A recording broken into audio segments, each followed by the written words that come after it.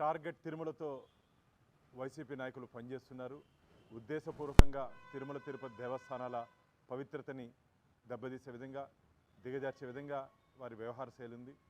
గోశాల నుంచి గోవిందుడి వరకు అసత్య అబద్ధపు ప్రచారాలతో భూమన కరుణాకర్ రెడ్డి గారు గత ఏడాదిగా తిరుమల ప్రతిష్టతని దిగజార్చే విధంగా వారు వ్యవహరిస్తున్నారు.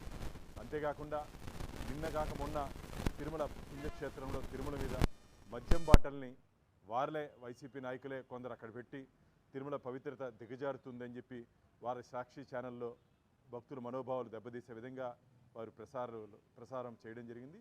దీన్ని తిరుమల తిరుపతి దేవస్థానాలు తీవ్రంగా మేము ఖండిస్తున్నాం. వీరి మీద క్రిమినల్ చర్యలు తీసుకోవాలని చెప్పి మేము డిమాండ్ చేస్తున్నాం.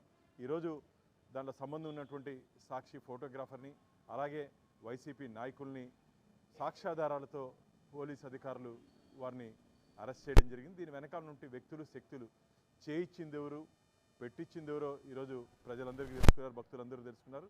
నేను తీవ్రంగా హెచ్చరిస్తున్న వైసీపీ నాయకుల్ని, భవిష్యత్తులో ఇలాంటి కార్యక్రమాలు పునరావృతం చేస్తే చర్యలు చాలా తీవ్రంగా ఉంటాయి.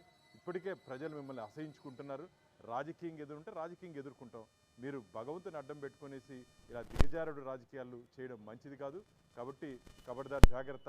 భవిష్యత్తులో తిరుమల తిరుపతి దేవస్థానాల పవిత్రతని దిగజార్చే విధంగా మీరు వ్యవహరిస్తే జరగబో పరిణామాలు చాలా తీవ్రంగా ఉంటాయని చెప్పి నేను వైసీపీ నాయకుల్ని తీవ్రంగా హెచ్చరిస్తున్నా. అంతేకాకుండా దీని వెనకాల ఇంకా అదృష్ట శక్తులు కొన్ని ఉన్నాయి. ఎవరు చేశారో, ఏ స్థాయి వ్యక్తి ఉన్నా సరే, తాడేపల్లి ప్యాలెస్ నుంచి ఆదేశాలు వచ్చినాయా, లేకపోతే తిరుపతిలో ఉన్నటువంటి కరుణాకర్ రెడ్డి గారి దగ్గర నుంచి ఆదేశాలు వచ్చినాయా, తొందరలోనే శ్రీవారి భక్తులకి పూర్తి ఆధారాలతో పాటు మేము శ్రీవారి భక్తుల ముందు పెట్టబోతున్నాం.